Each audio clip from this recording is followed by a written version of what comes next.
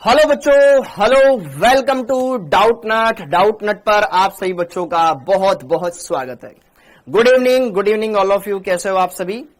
Hello Chikara, hello Sadakat, hello Gulfam, Noor, Dev, Prerna ji, hello Pawan, Akanksha, Nagendra, Alka, Amit, doctor Anurag, hello Nagendra, Ritesh, Akash, Vishal, Dharmendra, Pallavi, Chaturesh, Diksha, Jatin, Muskan, Kuldeep, Shashthi. Good evening. आप सभी बच्चों का बहुत बहुत स्वागत है। सभी बच्चों का बहुत बहुत स्वागत है। हेलो, मैं एकदम बढ़िया हूं बेटा। हेलो जी, हेलो हेलो हेलो, कैसे हो? कैसे हैं आप सब? आई होप आप सब एकदम ठीक है। हेलो हेलो, क्विज नहीं आया, लाया करो। क्या हुआ बेटा? अच्छा नागेंद्र, बिल्कुल लाएंगे। हाँ जी, पार्थ सर बोल रहे थे कि आपको आई फ्लू हो गया है। कब बोल दिया भाई? मेरे को तो आई फ्लू हो ही नहीं रहा है। देख, ध्यान से देख, कहीं नहीं हुआ है मेरे को आई फ्लू। ठीक है मिस्टर वैभव त्रिपाठी। हेलो हेलो बच्चों, हेलो। क्लास की क्वालिटी कम क्यों रखते हो बेटा? क्लास की क्वालिटी इसलिए कम रखी जाती है क्योंकि हर एक के पास वाईफाई नहीं होता ना, तो वो सिर्फ अपने मोबाइल डेटा का ही उपयोग करता है। इसलिए उसके मोबाइल डेटा में ही वो पूरी क्लास देख पाए, इसलिए क्लास की क्वालिटी कम रखी जाती है। 480 पिक्सल वाली रखी जाती है, 480 वाली रखी जाती है। कभी मेरा नाम भी ले लो। हेलो पटीदार साहब, hello. Okay, good evening, good evening, good evening. Hello जी, हेलो, गुड इवनिंग भाई। किसी से भी लड़ाई नहीं है, किसी से भी, या सब एकदम बढ़िया है, एकदम मस्त है। ठीक है, हाँ जी, आ जाओ जी, आ जाओ आ जाओ आ जाओ आ जाओ। आप सभी का बहुत बहुत स्वागत है। तो बेटा देखो ध्यान से, पिछले लेक्चर में हम पढ़ रहे थे। देखो अब पढ़ाई करते हैं और आई की बातों को समझते हैं। लेक्चर नंबर 9 देखते ही देखते इस चैप्टर का लेक्चर नंबर 9 आ गया। अंशिका पांडे जी टेंशन ना लो, 12th भी करेंगे। ये कुछ चैप्टर है जो अपन को खत्म करने, फिर 12th, इसके बाद रिडॉक्स के बाद 12th। ठीक है, बस ये चैप्टर खत्म और उसके बाद एक रिडॉक्स छोटा चैप्टर है, फिर 12th। ओके, हाँ जी, लेक्चर नंबर 9। अब लेक्चर नंबर 9 हम देखें तो इसमें हम क्या करने वाले हैं? इसमें हम बंद पैरामीटर और द्विध्रुव आघूर्ण को पढ़ने वाले हैं। बंद पैरामीटर और द्विध्रुव आघूर्ण को पढ़ने वाले हैं। लेकिन उससे पहले मैंने आपको संकर्ण पढ़ाया। संकर्ण में मैंने आपको बहुत ही प्यारे प्यारे क्वेश्चंस करवाए, उनकी ट्रिक्स भी बताई अच्छे से। हाँ जी, सारी बातें ढंग से देखो, हर एक बात को अच्छे से क्लियर करो। टॉप क्वालिटी वाला सिस्टम रख दो। अबे टॉप क्वालिटी वाला सिस्टम रख दूंगा ना, तुम ही परेशान होगे। सर 3 मिनट की क्लास में 300 GB फूक गया, 300 MB फूक गया। हाँ जी, हेलो हेलो हेलो। अरे भाई पढ़ाने लग गया हूं मैं, पढ़ाने लग गया हूं, पढ़ाने लग गया हूं मैं, पढ़ाने लग गया हूं, पढ़ाने लग गया हूं ना, तो पढ़ो, पढ़ो ना, पढ़ो ना। हाँ जी, लास्ट लेक्चर में मैंने आपको ये पढ़ाया था संकर्ण, संकर्ण कैसे निकालते हैं, उस पर अलग अलग पूरी क्लास में मैंने क्वेश्चन ही क्वेश्चन करवाया। तो आपको संकर्ण निकालना आया? अगर आप उन क्वेश्चंस को ढंग से समझोगे, हर एक क्वेश्चन से रिलेटेड मेरी वीडियो देखोगे, जो जो मैंने पढ़ाया है सब कुछ क्लियर करोगे, तो आपको संकर्ण निकालना जरूर आएगा। 101% आएगा, 101% आएगा, 201% आएगा, 300% आएगा। ठीक है, लेकिन अगर फिर भी नहीं आया है, लेकिन अगर किसी बालक को या बालिका को संकर्ण निकालना फिर भी नहीं आया है, अगर किसी बालक या बालिका को संकर्ण निकालना फिर भी नहीं आया है, तो एक ट्रिक और। हाँ जी, संकर्ण ज्ञात करने की एक ट्रिक और, संकर्ण ज्ञात करना। इससे सिर्फ संकर्ण ही ज्ञात कर पाओगे, ज्ञात करने की ट्रिक, इससे सिर्फ संकर्ण ही ज्ञात कर पाओगे, काम तो उनसे ही चलेगा। इससे सिर्फ संकर्ण ही ज्ञात कर पाओगे। ठीक है, संकर्ण ज्ञात करने की ट्रिक। बाकी संरचना बनाने के लिए वो वाली ट्रिक सबसे बढ़िया है जो मैं आपको क्लास में बताई थी। ओके, वेरी गुड बेटा ब्यूटी रॉय, बहुत बढ़िया। अब जरा देखो ध्यान से संकर्ण ज्ञात करने की ट्रिक। ओके, तो संकर्ण ज्ञात करने के लिए मैं आपको एक ट्रिक बताऊंगा। केस नंबर 1, केस नंबर 1 बहुत ही, केस नंबर, अरे क्या हो गया ये? हाँ जी, केस नंबर 1, संकरण ज्ञात करने की ट्रिक, संकरण ज्ञात करने की ट्रिक।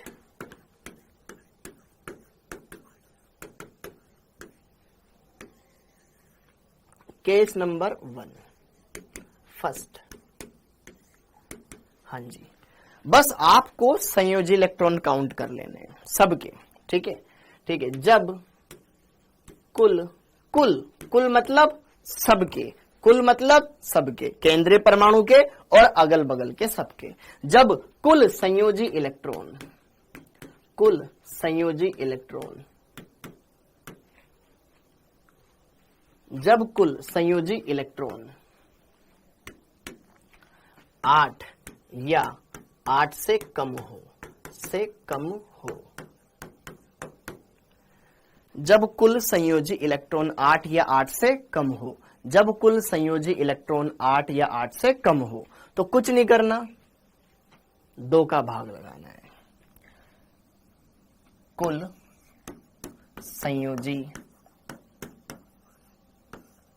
इलेक्ट्रॉनों में 2 का भाग लगाना है, भाग लगाना है,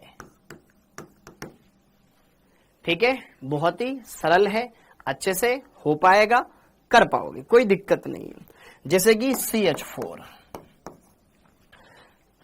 अरे यार पढ़ लो ना यार, पढ़ लो ना, पढ़ने आए हो ना सर आप, मेरा होमवर्क का और PDF का क्वेश्चन शो नहीं हो रहा है, प्लीज डाउटनट से बात करो। फोन लगा रहा हूं बेटा, ये फोन लगा रहा हूं डाउटनट वालों को, अभी फोन लगा रहा हूं बेटा। प्रियांशी, ऐसा तो है ही नहीं यार कि आपको शो नहीं होएगा।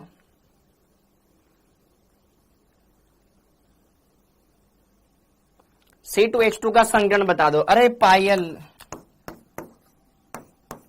C2H2 की संरचना देखो ना, करने का कुछ करना नहीं है अपने को, है ना, पढ़ना नहीं है। विक्रम सर कब आएंगे भाई? अगले चैप्टर में ना, सुयश कुमार, ठीक है, मैं पढ़ा के ना अगला चैप्टर में ना मैं विक्रम सर को ही लेके आऊंगा, ठीक है। हाँ जी, इसमें ये सिग्मा, ये सिग्मा, ये सिग्मा, तो एक कार्बन 2 सिग्मा बंद बना रहा है ना, ये वाला कार्बन 2 सिग्मा बना रहा है ना, 2 सिग्मा में क्या होगा? sp, ये वाला भी क्या होगा? sp। नहीं सर आप पढ़ाओ, ये तो समझ में आ गया तुरंत, ये तो तुरंत समझ में आ गया। इतनी देर से कमेंट कर रहे हो, इतनी देर से कमेंट किए जा रहे हो दूसरे, वो समझ में नहीं आए, ये तुरंत समझ में आ गया ना कि सर ठीक है।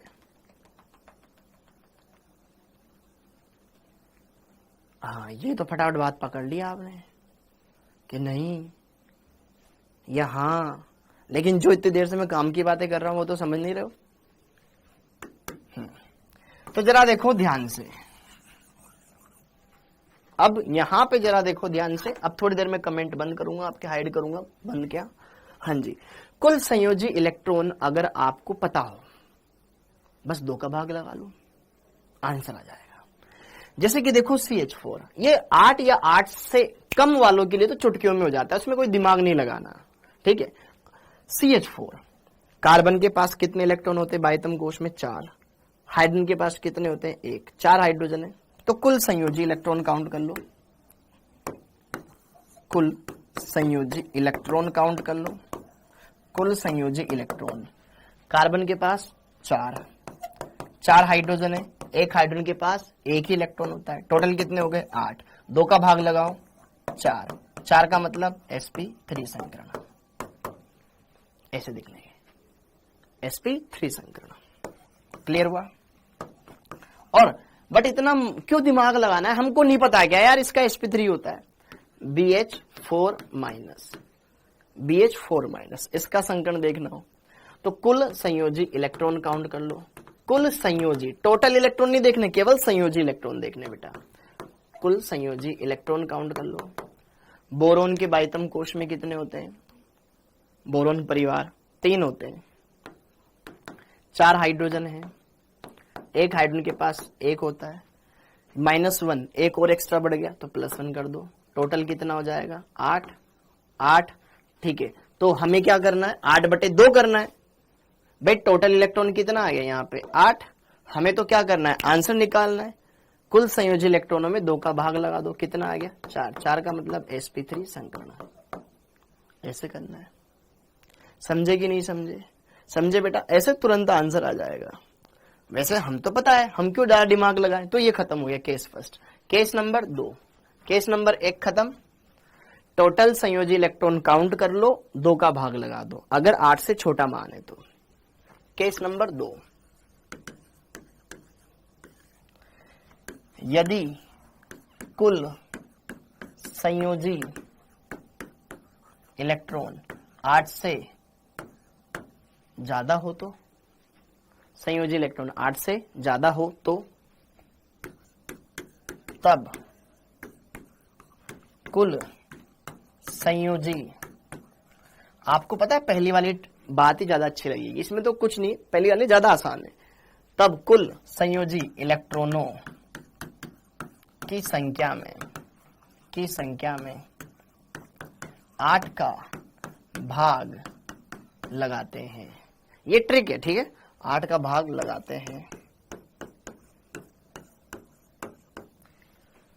अगर संयोजी इलेक्ट्रॉन 8 से ज्यादा आ जाए, जैसे कि 12 आ जाए, 16 आ जाए, 18 आ जाए, 20 आ जाए, 22 आ जाए, 26 आ जाए, 48 आ जाए, कितने भी आ सकते हैं ना, तो संयोजी इलेक्ट्रॉन काउंट कर लो, 8 का भाग लगाओ। अब हर बार जरूरी थोड़ी है 8 का भाग पूरी बार जाए, 22 में नहीं जाएगा। 16, 8 दूनी 16 होता है, 8 तिया 24 होता है, 22 में भाग पूरी बार नहीं जाएगा। तो देखो ध्यान से, 8 का भाग लगाया, यदि शेषफल प्राप्त हो तो उसमें 2 का भाग लगाओ, ठीक है। ओके, तो कुल संयोजी इलेक्ट्रॉनों की संख्या में 8 का भाग लगाते हैं तो संकरित कक्षकों की संख्या प्राप्त होगी। तो संकरित कक्षकों की संख्या प्राप्त होगी और संकरित कक्षकों की संख्या ही संकरण बताती है। ओके, दूसरा, यदि 8 से भाग लगाने पर कोई शेषफल प्राप्त हो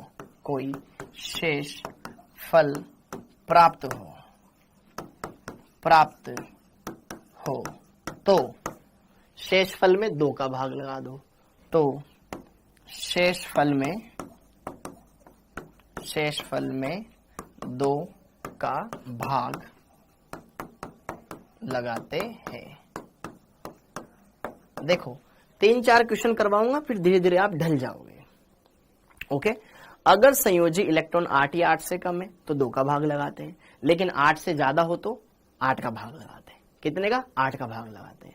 और 8 का भाग लगाने पे कुछ शेषफल बचेगा ही बचेगा, शेषफल बच जाए उसमें 2 का भाग लगा दो, फिर जो भी संख्या है उनको काउंट कर लो, जोड़ दो, आंसर आ जाएगा। देखो फॉर एग्जांपल उदाहरण, NO2 प्लस। अब NO2 प्लस में वैलेंस इलेक्ट्रॉन काउंट कर लो।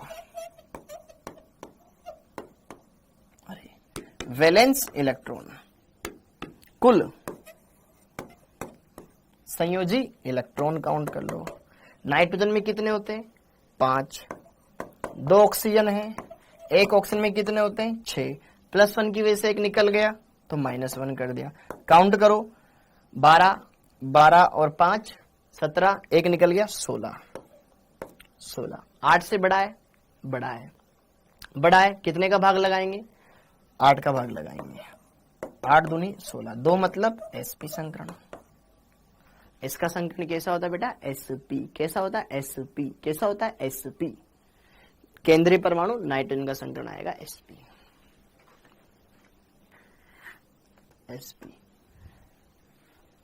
ऐसे संकरण निकालना सीख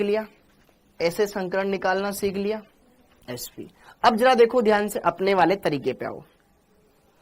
यार केंद्रीय परमाणु कौन है? नाइट्रोजन, तो धनावेश किस पे मानेंगे? नाइट्रोजन पर। अपने तरीके से, भाई इस तरीके से तो किया, लेकिन अपना तरीका जो है ना वो ज्यादा बढ़िया है, क्योंकि इसमें हमें बंद बनाना सब पता चल जाएगा। तो NO2 प्लस, केंद्रीय परमाणु नाइट्रोजन। नाइट्रोजन के बाह्यतम कोश में कितने इलेक्ट्रॉन होते हैं? 5। धनावेश तो 4 रह गया, 4 इलेक्ट्रॉन है, और 2 ऑक्सीजन है। 4 इलेक्ट्रॉन 2 ऑक्सीजन, 2 डबल बॉन्ड बना दो, 1 डबल बॉन्ड इधर बना दो, 1 डबल बॉन्ड इधर बना दो, धनावेश। संरचना ही मिल गई। तो एक सिग्मा ये पाई, तो 2 सिग्मा में sp संकरण, हाँ या ना। तो हम ऐसे ही बता सकते हैं, ऐसे ही बता सकते हैं। क्लियर हुआ? इसमें हमें संरचना ही पता चल गई और किस पे क्या आवेश है वो भी पता चल गया। ठीक है, ऐसे भी कर सकते हो, ऐसे भी कर सकते हो, पक्की बात? ओके, ये कर लिया बेटा। तो कुल वैलेंस इलेक्ट्रॉन काउंट कर लो और उनमें जो भी संख्या है उसमें 8 का भाग लगा दो, 8 का भाग लगा दो। इसमें कैलकुलेशन करना पड़ेगा, बिल्कुल पड़ेगा। अब अगला, हाँ जी, अब जैसे कि मान लो बेटा NO2 माइनस में बताना हो, NO2 माइनस में ट्रिक से बताओ, NO2 माइनस में बताओ, ट्रिक से बताओ बेटा। अभी पढ़ाया थोड़ी देर पहले। अरे बेटा 2 ही बता रहा हूं ना, कोई दिक्कत नहीं। NO2 माइनस में टोटल कुल वैलेंस इलेक्ट्रॉन काउंट करो, कुल वैलेंस इलेक्ट्रॉन बताओ, कुल वैलेंस इलेक्ट्रॉन बताओ। नाइट्रोजन के पास 5 होते हैं, 2 ऑक्सीजन है, 1 ऑक्सीजन के पास 6 होते हैं वैलेंस इलेक्ट्रॉन, है ना। -1 की वजह से +1 कर दो, कितना हो गया ये 12 और 6 18, कितना हो गया 18। 18 कितने से बड़ा है? 8 से बड़ा है, 18/8 कर दिया। 8 दूनी 16 होता है, 8 दूनी 16 होता है, 16 होता है, 2 बार भाग जाएगा, 2 शेषफल बचेगा, 2 शेषफल बचेगा, 2 शेषफल बचेगा। 8 दूनी 16 होता है, 18 में 16 गया, 2 शेषफल बचा, शेषफल में 2 का भाग लगा दो एक बार, तो 2 और 1 3, 3 में sp2 संकरण, 3 में sp2 संकरण। अब जरा देखो ध्यान से, केंद्रीय परमाणु नाइट्रोजन है, नाइट्रोजन के बाह्यतम कोश में कितने इलेक्ट्रॉन होते हैं? नाइट्रोजन के बाह्यतम कोश में कितने इलेक्ट्रॉन होते हैं? 5। कितने बंध बनाने हैं नाइट्रोजन को? 3 बंध बनाने। 5 इलेक्ट्रॉन है। अच्छा माइनस है, नाइट्रोजन से ज्यादा विद्युत ऋणी कौन है? ऑक्सीजन। नाइट्रोजन से ज्यादा विद्युत ऋणी कौन है? ऑक्सीजन। नाइट्रोजन से ज्यादा विद्युत ऋणी कौन है? ऑक्सीजन। ऑक्सीजन ये एक ऋणायन है, तो ये ऋणायन एक ऑक्सीजन पे रहा होगा, एक ऑक्सीजन पे रहा होगा, पक्की बात है, रहा होगा, एक ऑक्सीजन पे रहा होगा। ठीक है, तो हमने एक यहां पे O- मान लिया और एक O रहेगा। 2 ऑक्सीजन है, दोनों में से किसी एक पे ऋणायन लगाना पड़ेगा। जो ऋणायन है वो एकल बंध बनाएगा, जो उदासीन है जो 2 बंध बनाएगा। नाइट्रोजन का काम हो गया, हो गया। अब नाइट्रोजन के पास एक लोन पेयर बचा, तो अब जरा देखो संकरण, 1 सिग्मा 2 सिग्मा 1 लोन पेयर, तो संकरण क्या आया? 2 सिग्मा प्लस 1 लोन पेयर, तो संकरण क्या आया? sp2। sp2 में ज्यामिति कैसी रहेगी? तो यहां पे अब ज्यामिति हमें बतानी, तो हम ऐसे बता देंगे, ज्यामिति बतानी है ना, तो भाई एक लोन पेयर है, एक लोन पेयर आ जाने की वजह से फिर विकृति आ जाएगी, तो फिर ऐसे आ जाएगा, ये हो गया। रेखी थोड़ी ना आएगी बेटा, एक लोन पेयर आ गया ना, तो लोन पेयर से ये बेंट हो जाएगा, वी शेप। ये अपन ना रफली बनाया है, ये रफली बनाया है, रफली डायग्राम, ठीक है, ये एक्चुअल डायग्राम, ये रफली RAUGH, रफली मतलब ऐसे ही नॉर्मल, एक्चुअल ये है वी शेप, पक्का? ओके। अरे यार जो शेषफल आएगा उसमें 2 का भाग लगाएंगे बेटा, अभी सीखेगा, ठीक है। अगला देखो NO3 माइनस, NO3 माइनस। अरे नेहा सब्र कर, अभी देख, कुल वैलेंस इलेक्ट्रॉन काउंट कर लो, कुल वैलेंस इलेक्ट्रॉन काउंट कर लो। नाइट्रोजन के पास 5 होते हैं, 3 ऑक्सीजन है, 1 ऑक्सीजन के पास कितने होते हैं? 6, -1 की वजह से +1, तो 6 तिया 18, 18 और 6 24 इलेक्ट्रॉन। 8 से बड़ा है, 8 से बड़ा है, 8 से बड़ा है, 8 का भाग लगाया, 8 तिया 24, 3 का मतलब डायरेक्ट sp2 संकरण। हाँ जी, sp2 संकरण आएगा नाइट्रोजन में, तो पक्का हो गया, मतलब इस तरह की शेप बनेगी, है ना। अब देखो 3 ऑक्सीजन है, एक में से O- रहेगा कोई भी। अब नाइट्रोजन किसी एक के साथ डबल बॉन्ड बना लेगा, और एक फिर भी एक्स्ट्रा बच रहा है, कोऑर्डिनेट बॉन्ड बना देगा।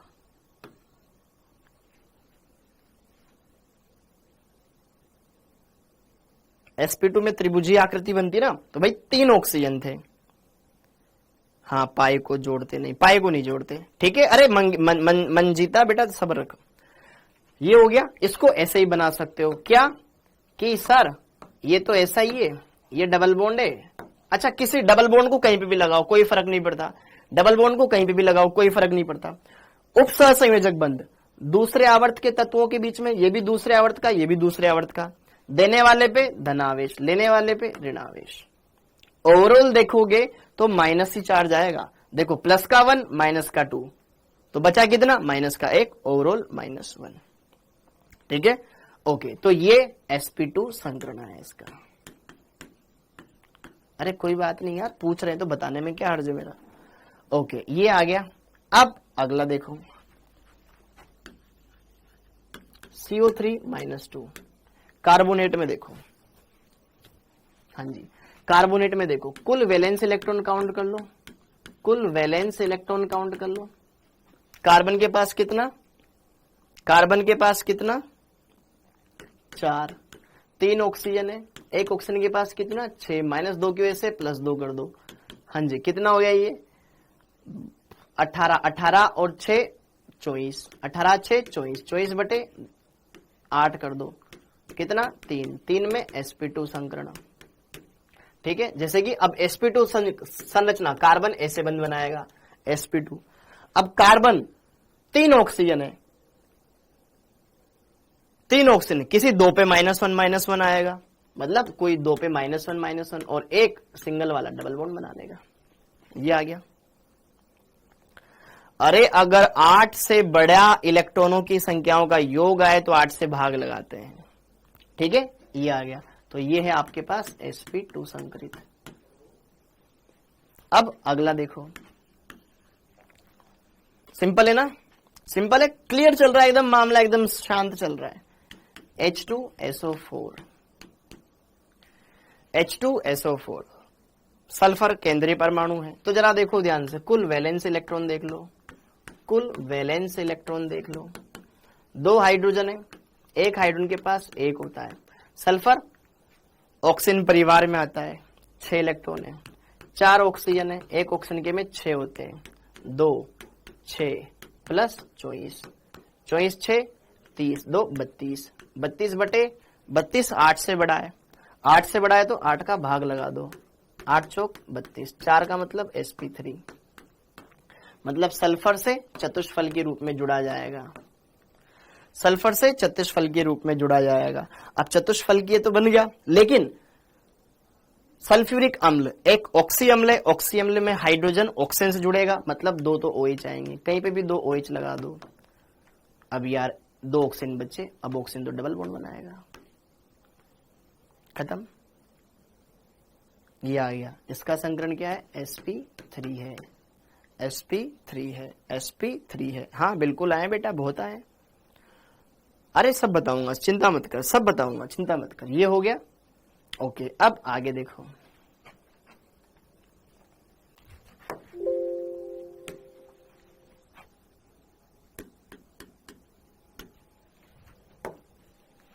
यहां तक क्लियर हो गया।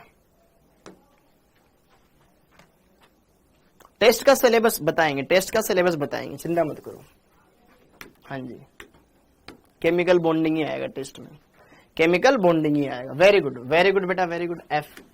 अब जैसे कि सपोज करो तुम इसके बारे में बताओ, जैसे कि मान लो SbF6-, इसका संकरण बताओ, SbF6-। अब तुम खुद ट्राई करो और मेरे को बताओ, क्रिस्टल क्लियर है, वेरी गुड। SbF6- में इस ट्रिक से बताओ, तो यहां पर कुल वैलेंस इलेक्ट्रॉन देख लो, कुल वैलेंस इलेक्ट्रॉन देख लो। Sb के अंदर antimony, New Zealand, nitrogen, Pakistan, Australia, सब नाइट्रोजन के इसके बाह्यतम कोश में 5 इलेक्ट्रॉन। 6 फ्लोरीन है, एक फ्लोरीन के बाह्यतम कोश में 7, -1 की वजह से +1 कर दो, तो ये 5 और 1 6, 42, 42 6 48।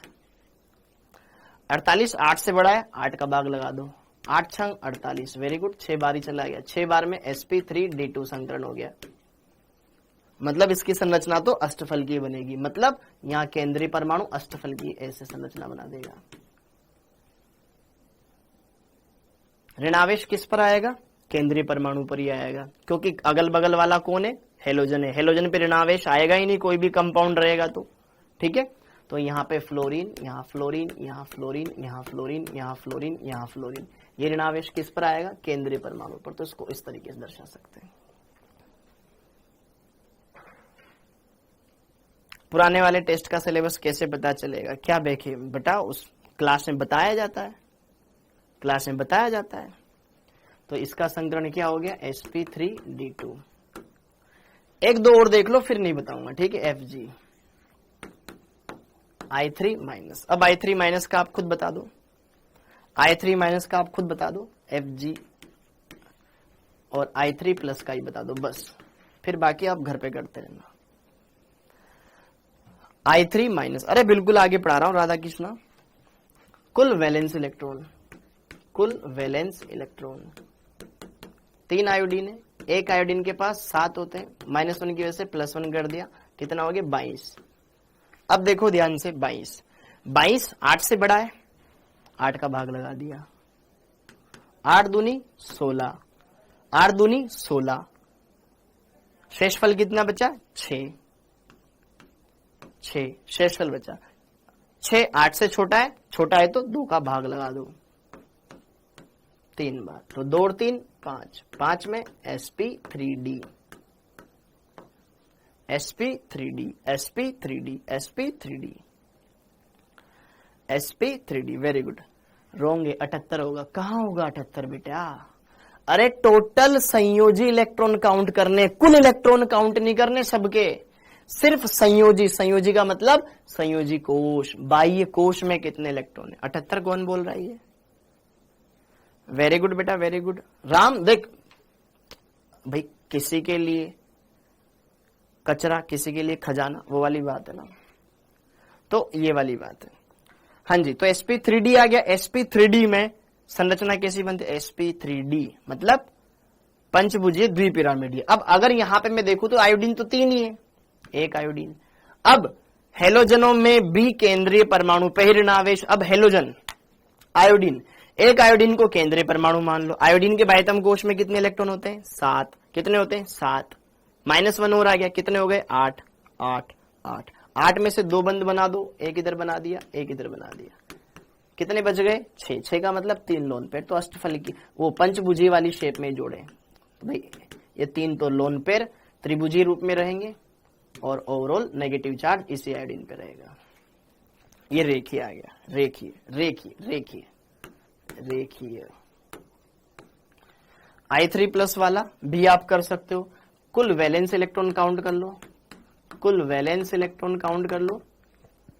3 आयोडीन है, एक के पास 7 +1, अच्छा +1 है ना, तो -1 कर देंगे, तो 21 - 1 20, 20/8 कर दो, 2 बार भाग जाएगा, शेषफल बचेगा 4। 8 दूनी 16 होता है, क्योंकि 20 में 16 गए, 4 बच गया, 4/2 कर दो, 2 2 और 2 4, 4 का मतलब sp3। इसकी संरचना sp3 वाली रहेगी। मैं डायरेक्ट बता दूं, आयोडीन पे प्लस, आयोडीन एक हेलोजन है, हेलोजन है, हेलोजनों के बाह्यतम कोश में 7 इलेक्ट्रॉन होते हैं, एक निकल गया, 6 रह गए, 6 में से 2 आयोडीन के साथ बंद बना दो, 6 में से 2 और चले गए, 4 बच गए, 4 का मतलब 2 लोन पेयर, 4 का मतलब 2 लोन पेयर। ऐसा क्लियर हो गया। तो आई होप आप इस तरीके से भी कर सकते हैं, उस तरीके से भी कर सकते हैं, आप जिसमें कंफर्टेबल हो वो तरीका आप चूज कर सकते हो। दोनों बढ़िया है, दोनों स्वस्थ है, दोनों मस्त है, अब आपकी इच्छा। ठीक, अब हमारा काम हो गया, अब आगे, अब आगे, अब आगे। हाँ जी, तो बेटा, तो बात ऐसी है, घर जैसी है, बात ऐसी है, घर जैसी। हमने दोनों तरह के मेथड समझ लिए, दोनों तरह के मेथड से हमने बहुत कुछ चीजें हासिल कर ली, समझ ली, उनको एकदम मजेदार तरीके से कंप्लीट कर लिया। अब मैं आपको बताऊंगा कि कोई पाई बंद पी पाई होगा, कौन सा पी पाई डी पाई होगा। याद है मैंने आपको बोला था कि आप पाई बंद को भी बता सकते हो कि ये पी और पी कक्षकों के मिलने से बना है या पी और डी कक्षकों के मिलने से बना है, हाँ या ना। तो अब हम वही बात करेंगे। हेडिंग डाल लो, पाई बंद की पहचान करना।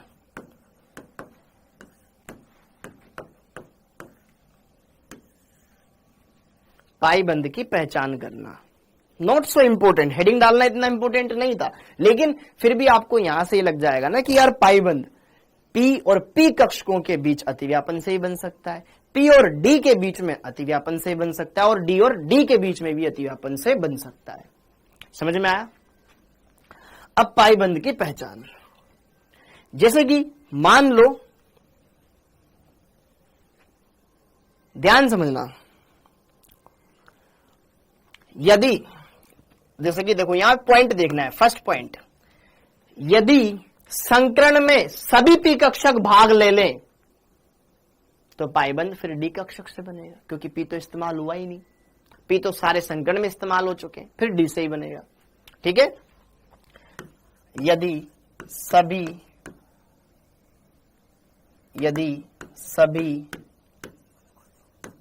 पी कक्षक, देखो पाईबंद पी कक्षक बना सकते हैं, डी कक्षक बना सकते हैं, एस तो नहीं बनाता।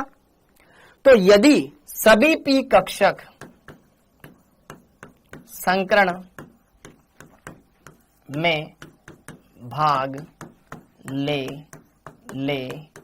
तो पाई बंद केंद्रीय परमाणु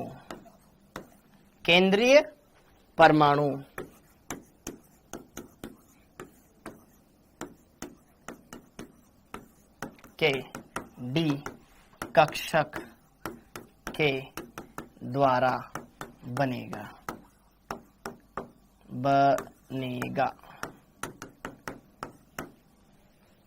डी कक्षक के द्वारा बनेगा, अन्यथा पी के द्वारा ही बनेगा। अन्यथा पहले पी कक्षक के द्वारा ही बनेगा, पी कक्षक के द्वारा ही बनेगा। देखो बच्चों, आपसे बोल दिया जाए H2SO4,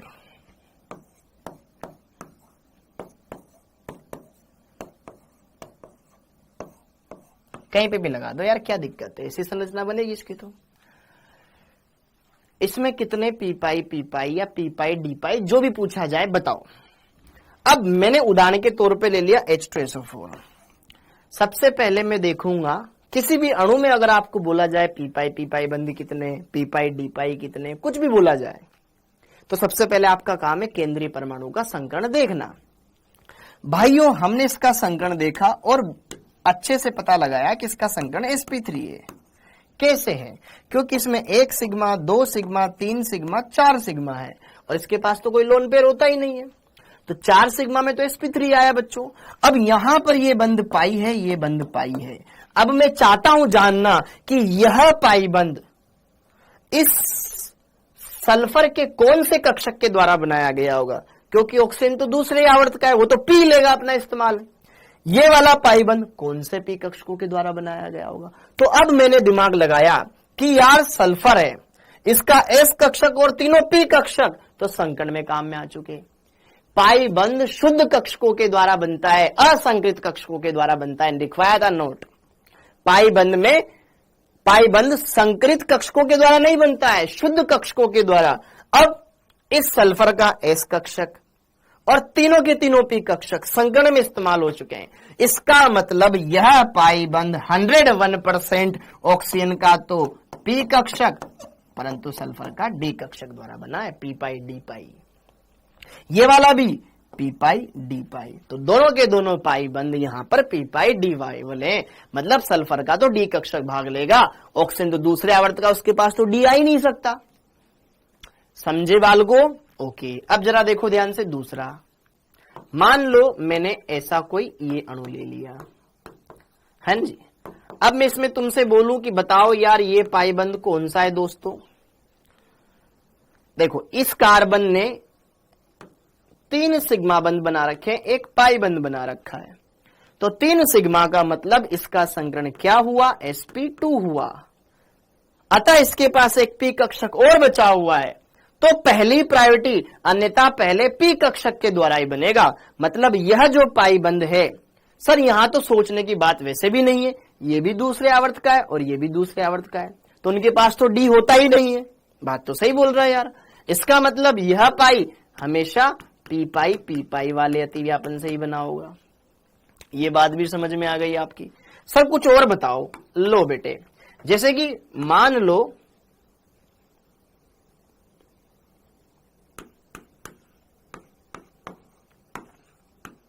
मैंने SO2 अणु लिया, अब इसमें 2 पाई बंद है।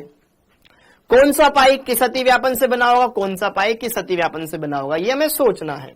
तो सोचते हैं। तो पहले मैंने संकरण देखा, इसमें एक सिग्मा ये और एक लोन पेयर, 2 सिग्मा और एक लोन पेयर, तो संकरण क्या होता है, sp2 होता है, sp2 होता है। अब इसका एक पी कक्षक बाकी है, तो जो पाई बंद होगा ना कोई एक, या तो इधर का या उधर का, ये पाई बंद पहले चाहते हैं इसकी कि मैं पी पाई और पी पाई अतिव्यापन द्वारा बनाऊं। अब वो पी कक्षक भी खाली हो गया, वो पी कक्षक भी इस्तेमाल हो गया। भाई सल्फर के पास 3 पी कक्षक होते हैं, 2 तो संकरण में चले गए, एक पी कक्षक बचा, तो एक पाई बंद ये अपने पी कक्षक के द्वारा बनाएगा, ऑक्सीजन के पी कक्षक के साथ अतिव्यापन करके। अब पी भी गया, 2 पी पहले गए, एक पी अब गया, अब डी का इस्तेमाल करेगा, क्योंकि तीसरे आवर्त में आता है डी कक्षक तो होगा ही होगा। तो ये वाला जो पाई बंद है ये बनाना पड़ेगा इसको, ऑक्सीजन के पी और सल्फर के डी, तो पी पाई डी पाई। तो एक पाई बंद पी पाई वाला, दूसरा पी पाई डी पाई वाला। बोलो रसगुल्लो, समझ में आया क्या? बोलो रसगुल्लो, समझ में आया क्या? क्या मेरी बात समझ में आ रही है? क्या मेरी बात समझ में आ रही है? क्या मेरी बात समझ में आ रही है? नहीं आया, नहीं आया, नहीं आया, सब्र करो, मीठा होगा फल। एक बार ये लिखो, एक बार ये छाप लो, अगला देखो, तब समझ में आएगा। SO3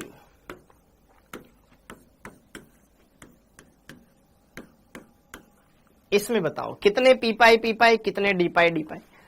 महक एक बार जरा देख ध्यान से, सल्फर का संकरण तूने निकाला, क्या आया? सर संकरण कैसे निकालते हैं? सिग्मा बंद प्लस लोन पेयर। अब केंद्रीय परमाणु सल्फर है जो कि 6 बंद बना रहा है, 6 इसके बाह्यतम कोश में इलेक्ट्रॉन होते हैं, लोन पेयर कहां से बचेगा? महक 2 बंद इधर, 2 बंद इधर, 2 बंद इधर। सल्फर के अंदर कोई भी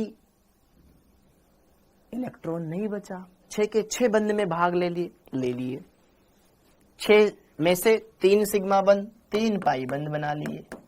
अच्छा अब मैं पूछूं तेरे से संकरण बता, तो 3 सिग्मा का संकरण बोले तो sp2। क्या सल्फर का एक पी कक्षक बाकी है? क्या संकरण सल्फर का संकरण sp2 है, एक पी कक्षक बाकी है, तो एक पाई बंद, कोई भी एक पाई बंद मान ले बेटा, ये वाला पाई मान ले कि पी पाई और सल्फर के पी कक्षक के अतिव्यापन से बना होगा, कि भाई सल्फर का पी और ऑक्सीजन का पी आपस में अतिव्यापन करेगा, तो वो पी भी तो गया।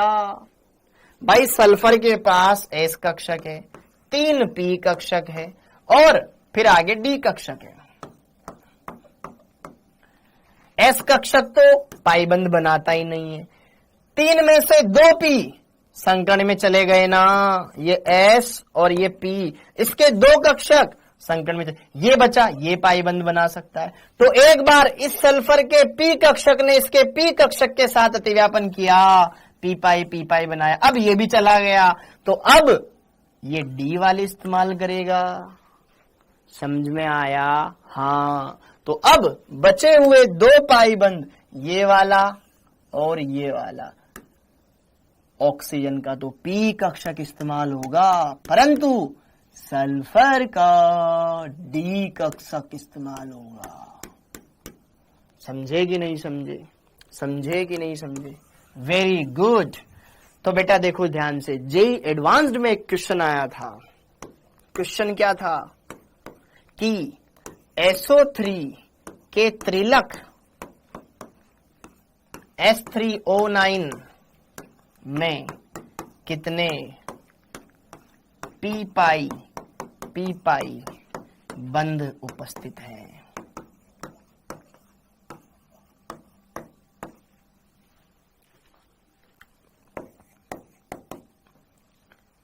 बताओ।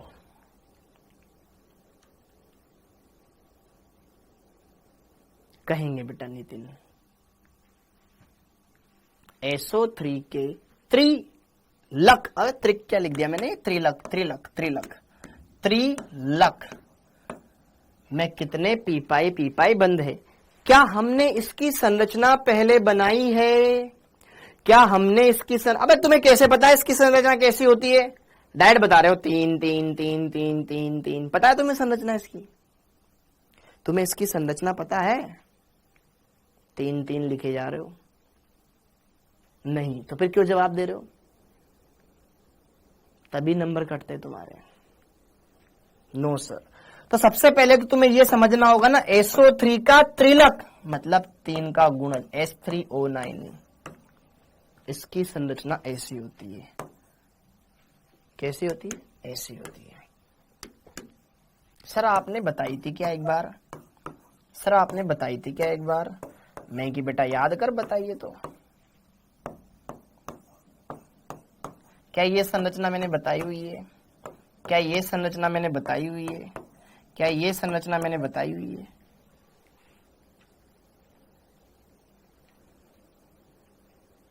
यस, पढ़ी हुई है हमने। ये है त्रिलक। अब देखो इसमें सल्फर का संकरण क्या आ रहा है, फिर उसके हिसाब से बोलो। sp3d5। अबे नालायक हो। हाँ सर शायद। अबे शायद नहीं, पढ़ाइए। अब जरा देखो ध्यान से, हम खड़े हो गए इस सल्फर पर। इसमें सिग्मा बंद काउंट करें, 1 सिग्मा 2 सिग्मा, द्विबंध में 1 सिग्मा 1 पाई, 1 सिग्मा 1 पाई। अच्छा यहाँ 2 पाई बंद बन रहे हैं। ये दोनों पाई कौन से अतिव्यापन से बन रहे होंगे? वैसे ही यहां पे बन रहे होंगे, वैसे ही यहां पे बन रहे होंगे। अब यहां पे जरा देखो ना भाइयों, हो सल्फर के अंदर 4 सिग्मा बंद, सल्फर का संकरण sp3, इस वाले का भी संकरण sp3, इस वाले का भी संकरण sp3। हर एक सल्फर का संकरण sp3 है, हर एक sp3 है। तो p तो बचा ही नहीं, तो सल्फर का पी कक्षक इस्तेमाल ही नहीं होगा ना पाई बंद बनाने में। तो भाई साहब क्या बात कर दी। तो पी पाई कितने? 0, एक भी नहीं। अगर आपसे पूछ ले पी पाई डी पाई, तब आप बता सकते हो क्या मित्रों? पी पाई डी पाई कितने होंगे? पी पाई डी पाई कितने होंगे?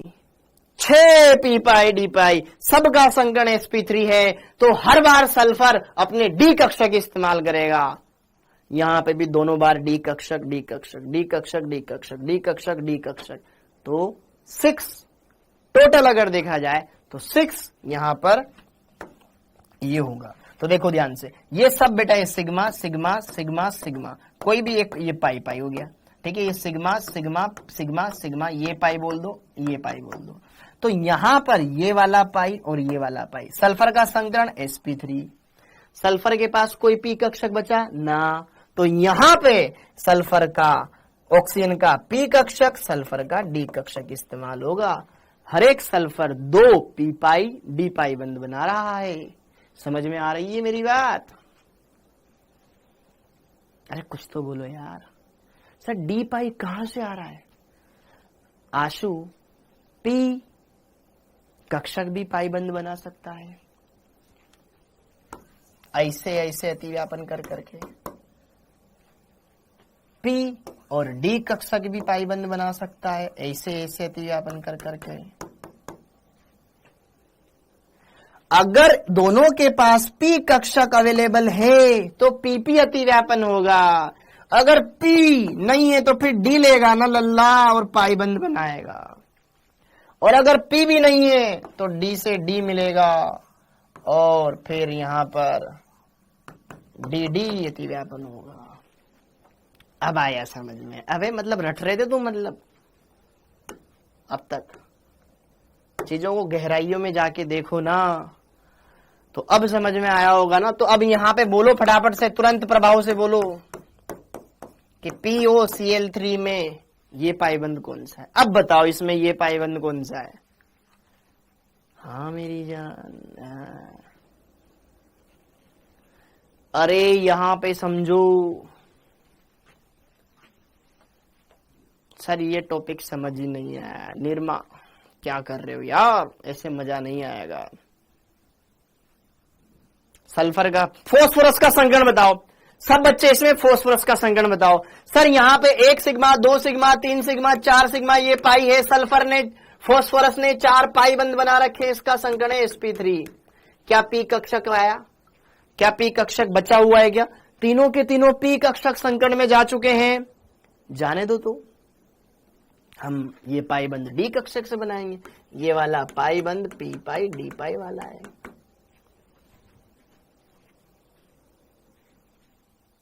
समझे अब? या अब भी नहीं समझे? मत समझो फिर, ठीक है। पी पाई डी पाई, पी पाई डी पाई, पी पाई डी पाई, पी पाई डी पाई, कोई भी हो, पी पाई डी पाई, ठीक है।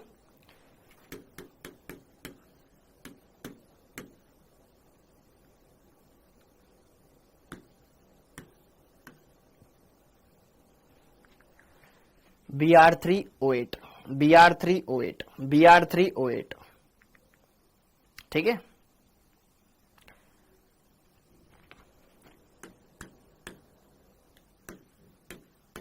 ट्राई ब्रोमीन 2021 में आया था question. Try bromine octa oxide,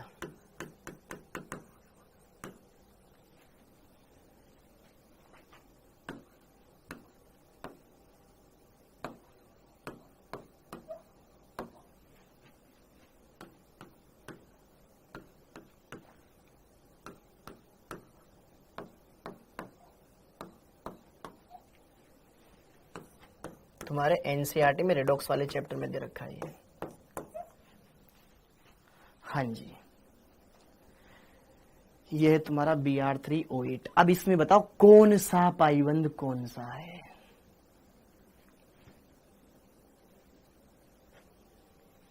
Br3O8।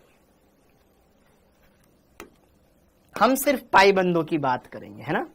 ये वाला पाइबंद, इसमें कितने पाइबंद है? 1 पाई ये रहा, 1 पाई ये रहा, 1 पाई ये रहा, ये पाई रहा, ये पाई रहा, ये पाई रहा, ये पाई रहा, ये पाई रहा। किसी कोई पाई बोल दो यार डबल बोन में से।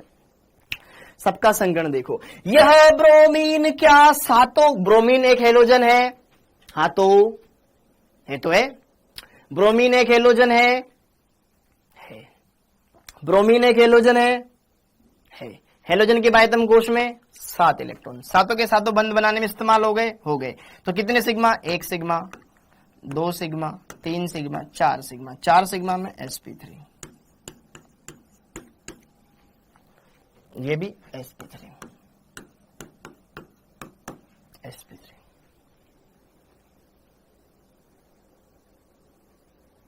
ठीक है, sp3।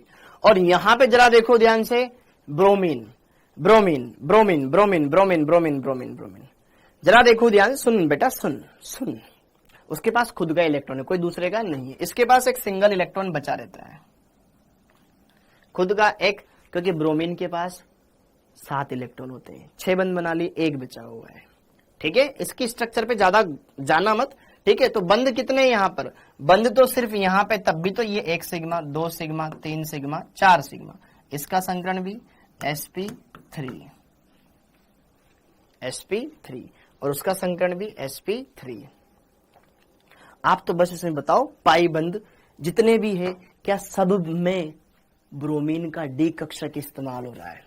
मुझे तो बस इतना बताओ, क्या ब्रोमीन का पी कक्षक इस्तेमाल हो पाएगा? क्या ब्रोमीन का पी कक्षक इस्तेमाल हो पाएगा कहीं पर भी? क्या ब्रोमीन का पी कक्षक इस्तेमाल हो पाएगा कहीं पर भी? No no no no. मतलब पाईबंद कितने? 3 3 2, 8 पाईबंद, आठों के आठों पी पाई डी पाई। और अगर नहीं समझ में आया तो बेटा बढ़िया से पोगो वोगो देखो, कार्टून नेटवर्क देखो, मस्त रहो। हाँ जी, तो अब आगे, ये क्लियर हो गया। अब आगे, अब आता है हमारा अगला टॉपिक। छोटा सा टॉपिक है जिसको अपन छोटे छोटे तरीके से करते हुए खत्म करते हैं। बॉन्ड पैरामीटर्स, मतलब कोई भी हमें छोटी छोटी जानकारियां जाननी तो इनकी जरूरत पड़ती है। जैसे कि बॉन्ड लेंथ। बॉन्ड लेंथ क्या होता है? बंध लंबाई। हेडिंग डाल लो बॉन्ड पैरामीटर्स, जिसमें सबसे पहले हेडिंग डाल लो बंध लंबाई। बॉन्ड पैरामीटर्स, बॉन्ड लेंथ या बंध लंबाई। बंध लंबाई शॉर्ट में अपन बीएल लिखेंगे इसको, बीएल बॉन्ड लेंथ। हाँ जी, बॉन्ड लेंथ, बंध लंबाई। बंध लंबाई क्या होता है? दो परमाणुओं के बीच की दूरी, दो परमाणुओं के बीच की दूरी, है ना।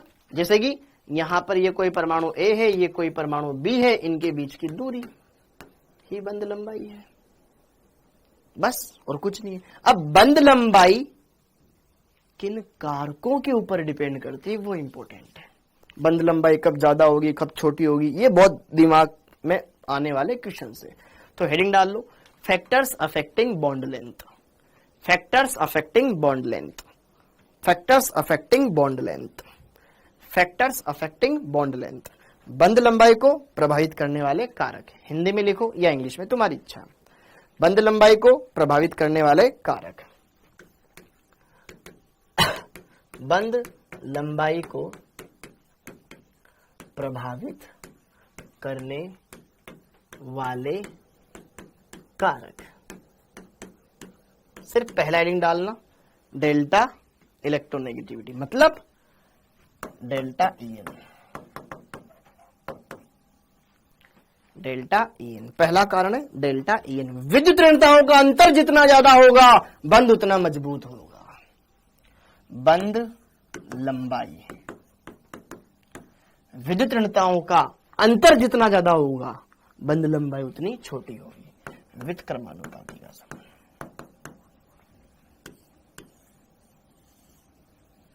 जैसे कि देखो HF, HCl, HBr, HI।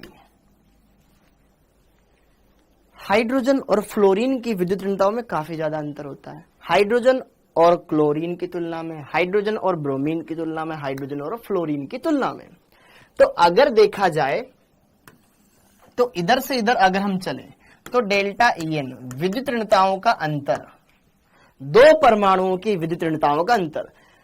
देख हाइड्रोजन का तो फिक्स है ना, 2.1 विद्युत ऋणता होती है इसकी, 4.0 होती है इसकी, 2.1 होती है यहाँ पे, 3.0 होती है इसकी, 2.1 होती है यहाँ पर, कितनी होती है 2.8 होती है। और हाइड्रोजन की 2.1, आयोडीन की कितनी होती है 2.4 समथिंग। लेकिन अच्छा सुनो सुनो सुनो सुनो सुनो सुनो यार, आयोडीन की विद्युत ऋणता मैंने लिखाई थी 2.4, आयोडीन की विद्युत ऋणता मैंने लिखवाई थी 2.4। इसको करेक्ट कर लेना, 2.4 न होकर के थोड़ी ज्यादा होती, 2.66 ये होती, 2.66 होती, एग्जैक्ट 2.66 होती। आयोडीन की विद्युत ऋणता को करेक्ट कर लेना, 2.6 होती, 2.66 होती। ओके 2.66 होती। क्या है ये? इलेक्ट्रोनेगेटिविटी। क्या है ये? इलेक्ट्रोनेगेटिविटी। क्या है ये? इलेक्ट्रोनेगेटिविटी। तो यहां पर मैंने लिखा 2.66, एग्जैक्ट पैमाने पे ये आती, पोलिंग स्केल पे। तो जरा देखो ध्यान से, इधर से उधर जा रहे हैं तो विद्युत ऋणताओं का अंतर घट रहा है, डेल्टा ईएन घट रहा है। तो यहां पे क्या होगा? बंध लंबाई बढ़ रहा होगा, है ना। तो अगर मैं बंध लंबाई का क्रम देखूं तो यार HF छोटा बंद है, फिर HCl से, फिर HBr से और HI से। तो यहां पर हमने ये समझा कि यार अंतर बढ़ेगा तो बंद और छोटा होगा, तो HF सबसे छोटा है। वैसे भी समझ सकते हो, एक बार फ्लोरीन जुड़ा हुआ, एक बार क्लोरीन, एक बार ब्रोमीन, एक बार आयोडीन। आयोडीन का आकार बड़ा है इसलिए बंद लंबाई बड़ी है। दूसरा,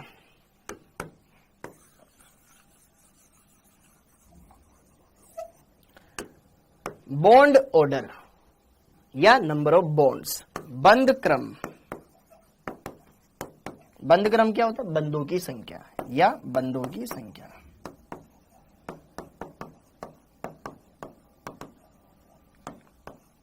देखो, दो परमाणुओं के बीच में जितने ज्यादा बंद बनेंगे दूरियां उतनी कम होगी, बंद लंबाई छोटी हो जाएगी, हाँ या ना? जैसे कि किसी को आपने एक हाथ से पकड़ा, उतनी ज्यादा मजबूत नहीं आएगी। दो हाथ से पकड़ो, बंद मजबूत होगा, दूरियां कम होगी। ठीक है, तो बंद क्रम या बंदों की संख्या। तो जरा देखो ध्यान से, बंदों की संख्या बढ़ने से बंद मजबूत होता है, बंद में सामर्थ्य आती है, बंद सामर्थ्य बढ़ती है, बंद सामर्थ्य बढ़ती है तो बॉन्ड लेंथ घटती है, बॉन्ड लेंथ घटती है, बॉन्ड लेंथ घटती है। जैसे कि कार्बन कार्बन के बीच में एकल बंद हो, कार्बन कार्बन के बीच में डबल बॉन्ड हो, कार्बन कार्बन के बीच में ट्रिपल बॉन्ड हो। समझ में आया? तो वहां ट्रिपल बॉन्ड है, बंद ज्यादा मजबूत होगा इनके मुकाबले। तो बॉन्ड लेंथ यहां पे सबसे ज्यादा होगी, फिर वहां सबसे कम होगी। और मैं बता देता हूं, कार्बन कार्बन की बंद लंबाई यहां होती है बेटा 1.54 एंगस्ट्रॉम, यहां पर होती है 1.34 एंगस्ट्रॉम डबल बॉन्ड की, और कार्बन कार्बन ट्रिपल बॉन्ड होता है 1.20 एंगस्ट्रॉम का। ये डेटा भी बता दिया। तो दूसरा फैक्टर ये है, बंद बढ़ेंगे दो परमाणुओं के बीच में बंद लंबाइयां छोटी होती चली जाएगी। ठीक है, ओके। ये सेकंड पॉइंट। विद्युत ऋणताओं का अंतर बढ़ेगा, बंद मजबूत होगा, है ना? तो विद्युत ऋणताओं का अंतर ज्यादा तो बंद में मजबूती ज्यादा, बंद लंबाई उतनी छोटी। तो अंतर ज्यादा, ये उतनी छोटी, अंतर कम, ये ज्यादा। और दूसरा वाला ये अपन ने देख लिया। तीसरा, रेजोनेंस। रेजोनेंस बोले तो अनुनाद। अनुनाद। अब आप सभी को मैं बता दूं कि अनुनाद हम ऑर्गेनिक में बहुत ही अच्छे लेवल पे पढ़ने वाले हैं। आप सभी को मैं ये बता दूं, ऑर्गेनिक में हम अनुनाद बहुत ही अच्छे लेवल का पढ़ने वाले हैं, बहुत ही गजब का पढ़ने वाले हैं। क्या बोल रहा हूं? ऑर्गेनिक में हम अनुनाद बहुत ही गजब का पढ़ने वाले हैं। यहां पर बस हम जितना समझना चाहेंगे उतना समझना चाहेंगे, बस जितना हमें जरूरत है उतना ही पढ़ेंगे, जितना हमें जरूरत है उतना ही पढ़ेंगे। क्लियर है? समझ में आया? जब आप क्लास 10th में पढ़ते थे तो आपके साइंस नाम का सब्जेक्ट आता था, क्योंकि आपको उतना ही जानना होता था। लेकिन जब आप अब नीट की तैयारी कर रहे हैं, आप साइंस नहीं, साइंस के भी पार्ट कर चुके हैं। फिजिक्स अलग, केमिस्ट्री अलग, और यहां तक कि बायोलॉजी के भी 2 अलग अलग सेक्शन हो चुके हैं, जूलॉजी और बॉटनी। तो उसी तरीके से अभी हम सिर्फ जितना जानना है उतना जानेंगे। अनुनाद। सबसे पहले तो अनुनाद क्या होता है इस बात को समझ लेते हैं ताकि थोड़ी फील आ जाए। पाई इलेक्ट्रॉन सब जानते हो, बस उनके उछल कूद की घटना, पाई इलेक्ट्रॉनों के उछल कूद की घटना, मतलब इधर से एक परमाणु से दूसरे परमाणु पे, दूसरे से तीसरे पे से जाना, बोले तो पाई इलेक्ट्रॉनों के विस्थानीकरण की घटना। पाई इलेक्ट्रॉनों के विस्थानीकरण की घटना, विस्थानीकरण की घटना क्या कहलाती है? अनुनाद कहलाती है। अनुनाद कहलाती है।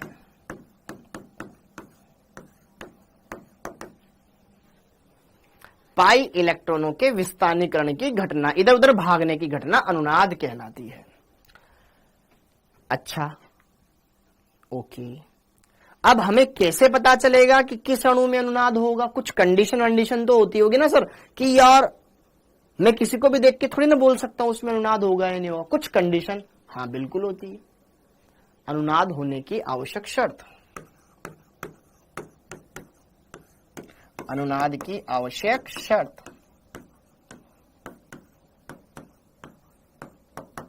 देखो शर्तें तो बहुत है, हमें कुछ बातों पे ध्यान रखना है। पहली बात, अणु समतलीय होना चाहिए। अणु समतलीय। अब समतलीय जनरली दो ही केस में होता है, या तो उसका संकरण sp हो या sp2 हो। sp में रेखीय आकृति आती जो कि समतलीय होती है, एक ही तल में आते हैं सारे परमाणु। sp2 में भी अणु समतलीय होते हैं। दो ही केस, अणु समतलीय, अणु समतलीय अर्थात sp या sp2 अणु समतलीय हो, या तो केंद्रीय परमाणु का संकरण sp रहा हो या sp2 रहा हो। देख लेना आप, जितने भी होंगे ऐसे ही मिलेंगे। अणु समतलीय हो, क्योंकि अनुनाद एक ही तल में होता है। कैसे होता है सब मैं बताऊंगा, बस आपको बस अभी लिखना है। अणु समतलीय हो। दूसरा,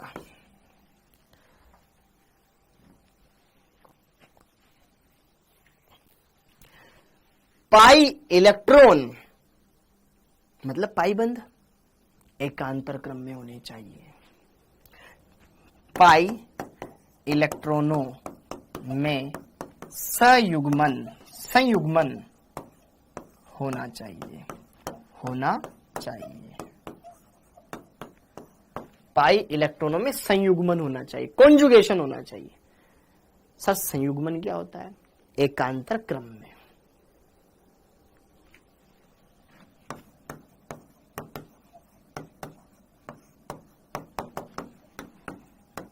एकांतर क्रम में।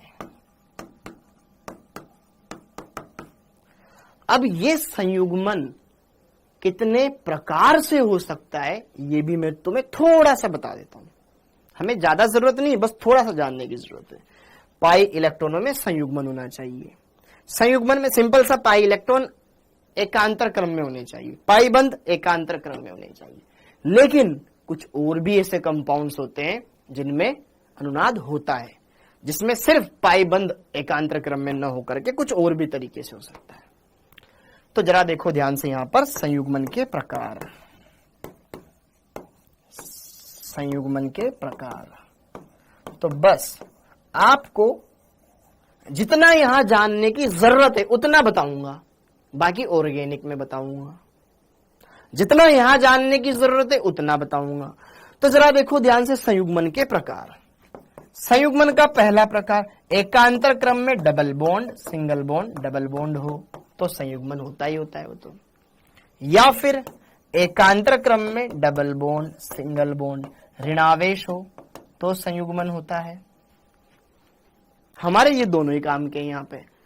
और भी देख ही लो, डबल बॉन्ड, सिंगल बॉन्ड, धनावेश, ये भी एक प्रकार का संयुग्मन ही होता है। ठीक है। फिर एकांतर क्रम में double bond, single bond, loan pair, ये भी संकरण ही होता है। बस ये चार यहां पे देख लो, बाकी अपन ऑर्गेनिक में देखेंगे। बाकी ऑर्गेनिक में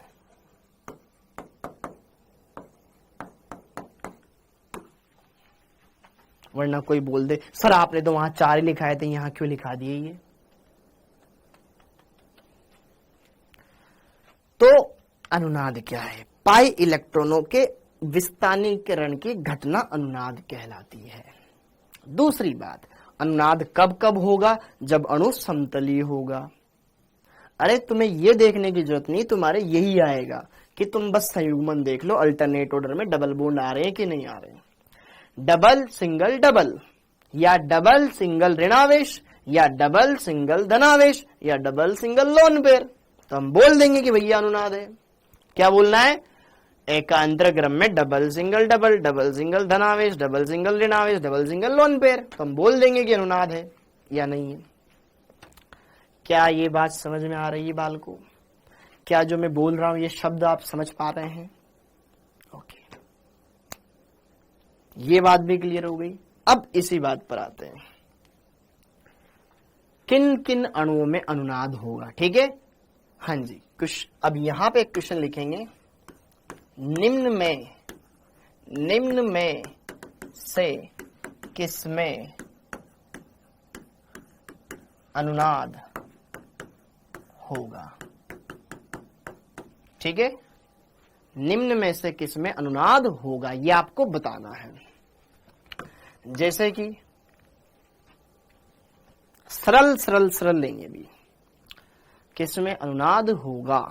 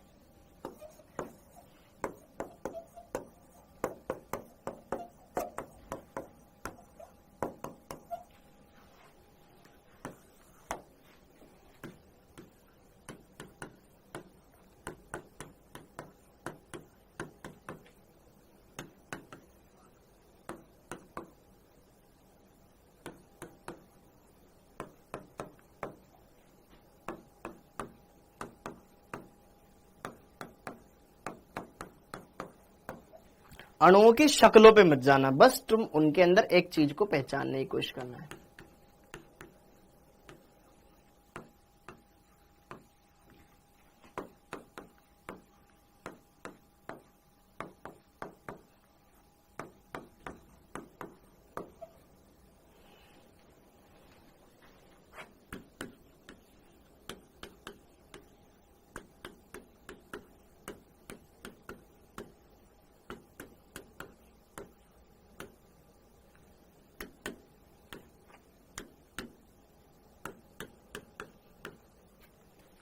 एक बार नोट डाउन करो। हाँ जी, जरा देखो ध्यान से, एकांतर क्रम में डबल बॉन्ड है, double bond single bond double bond, double single double अनुनाद होगा। Double single double double double single double double single double double single double अनुनाद होगा। Double single negative charge, double single negative, double single negative, double single negative, double single negative अनुनाद होगा। Double single धनावेश, double single धनावेश, double single धनावेश अनुनाद होगा। ठीक है, डबल सिंगल। अब ऑक्सीजन के पास क्या होता है, ऑक्सीजन के पास बाह्यतम कोश में 6 इलेक्ट्रॉन होते हैं, 6 में से 2 बंद बनाने चले गए, कितने बच गए, 4। 4 का मतलब 2 लोन पेयर, एक लोन पेयर ये रहा, एक लोन पेयर ये रहा। कोई भी एक लोन पेयर देख लो, double single lone pair, double single lone pair, double single lone pair अनुनाद होगा। Double single double, double single double अनुनाद होगा। Double single nitrogen, double single nitrogen, nitrogen कितने बंद बना रहा है, एक इधर और 2 हाइड्रोजन से 3 बंद बना रहा है। नाइट्रोजन के बाह्यतम कोश में कितने होते हैं, 5 इलेक्ट्रॉन, 5 में से 3 बंद बनाने चले गए, 2 बच गए, 2 का मतलब एक लोन पेयर। तो double single lone pair, double single lone pair अनुनाद होगा, अनुनाद होगा।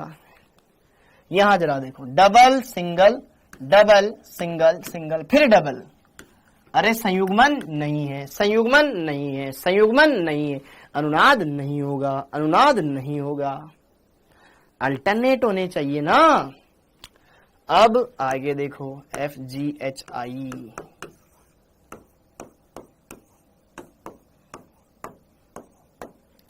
क्या यहां अनुनाद है, क्या यहां अनुनाद है, तो जरा देखो ध्यान से, डबल सिंगल ऋणावेश, डबल सिंगल ऋणावेश, डबल सिंगल ऋणावेश, डबल सिंगल ऋणावेश, क्या अनुनाद है, जरा देखो, बस आप हाँ ना भरना सीख जाओ। डबल सिंगल ऋणावेश, डबल सिंगल ऋणावेश, यह डबल बॉन्ड यह पाई, पाई बंद से मतलब होता है खास, तो यह पाई इस ऋणावेश के साथ संयुग्मन में है, यह पाई इस ऋणावेश के साथ भी संयुग्मन में है, तो यहां पर अनुनाद होगा होगा होगा होगा। ठीक है, आई के बाद आया जे, फिर यहां पर मैंने लिखा ऐसा कुछ। आपको बस ये बोलना आना चाहिए कि अनुनाद है या नहीं है। डबल सिंगल ऋणावेश, डबल सिंगल ऋणावेश, डबल सिंगल ऋणावेश, डबल सिंगल ऋणावेश। ऋणावेश अनुनाद के साथ है, कोई भी ऋणावेश अनुनाद में भाग ले सकता है। हाँ, बस हाँ सुनो। ठीक है, डबल, डबल सिंगल ऋणावेश, डबल सिंगल ऋणावेश, डबल सिंगल ऋणावेश, डबल सिंगल ऋणावेश। हाँ जी, हो गया।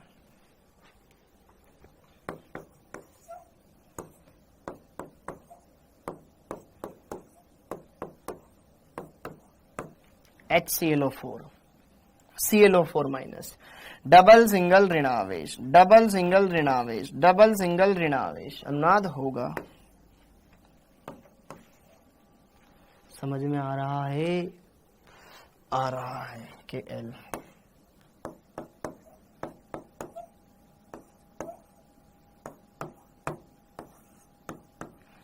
यहां जरा बताओ, क्या इसमें अनुनाद है? क्या इसमें अनुनाद है? डबल सिंगल ऋणावेश, डबल सिंगल ऋणावेश है। Very good.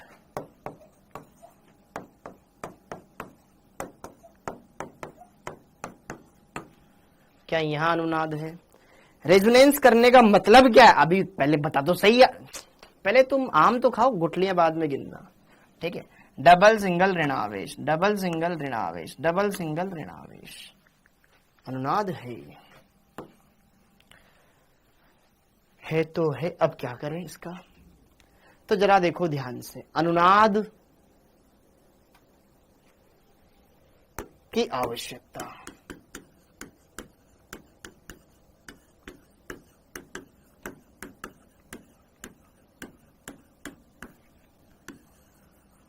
हमें अनुनाद की जरूरत क्यों पड़ी? हम क्यों देखना चाह रहे हैं अनुनाद? अणु की व्याख्या करने के लिए। जिस तरीके से हमने संकर्ण वाली मनगढ़ंत कहानी बनाई, उसी तरीके से हमको अनुनाद वाली मनगढ़ंत कहानी भी बनानी पड़ी। कुछ तो मजबूरियां रही होगी, हाँ या ना? किसी के होने या न होने का कुछ तो कारण होता है। तो अनुनाद की आवश्यकता। बहुत सारे अनुनाद समझ नहीं आया किस तरह देखते हैं। अरे भाई, एकांतर क्रम में डबल सिंगल डबल देखना है, ये भी देखना नहीं आ रहा आपको? ज्यादा दिमाग काहे लगा रहे हो? मैंने तो तुम्हें कुछ बोला ही नहीं ना एक्स्ट्रा दिमाग लगाने के लिए। मैं तो अपने शब्दों को और जमा जमा करके स्पष्ट करना चाहता हूं कि अभी बस आपको ये देख लो, but double single double, double single धनावेश, डबल सिंगल ऋणावेश, ये भी देखना नहीं आ रहा आपको। मैं नहीं पूछ रहा आपसे संकरण क्या है इनका, मैं नहीं पूछ रहा इसमें नाइट्रोजन क्या है, कौन क्या है, कौन से आवर्त से आता है, कौन से वर्ग से आ रहा है, पाईबंद किससे बन रहा है। मैं तो बस तुम्हें ये बोल रहा हूं ना भाई, तुम्हें एकांतर क्रम में देखना भी नहीं आ रहा। अगर मैं छठी क्लास के बच्चे को भी बोलूंगा ना कि डबल सिंगल डबल, क्या देख तो यहाँ पे है क्या? डबल सिंगल डबल, हाँ भैया वही बोल देगा। यहाँ पे डबल सिंगल ऋणावेश, डबल सिंगल धनावेश, डबल सिंगल लोन पेयर, ये देखना नहीं आ रहा तुम्हें। मैं ज्यादा दिमाग लगाने की बोल ही नहीं रहा भाई, अनुनाद होने से क्या होता है, अनुनाद क्यों हुआ है, क्या मजबूरियां आ रही है, क्या संकरण है, कुछ नहीं पूछ रहा। बस एकांतर क्रम में ये बताओ। अब अनुनाद की आवश्यकता क्यों पड़ी? आवश्यकता अणु की ज्यामिति को समझाने के लिए, अणु की ज्यामिति को समझाने के लिए।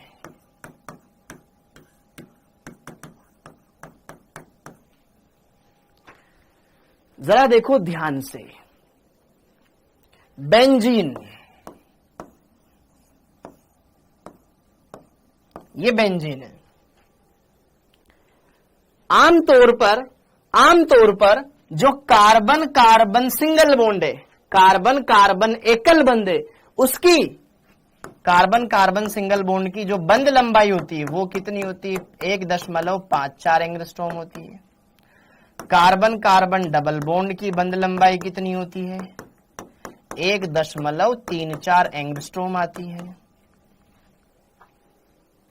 भाई नॉर्मल केस में तो हम ये जानते हैं कि carbon carbon single bond 1.54 angstrom का होता है और ये डबल बॉन्ड 1.34 एंगस्ट्रॉम का होता है।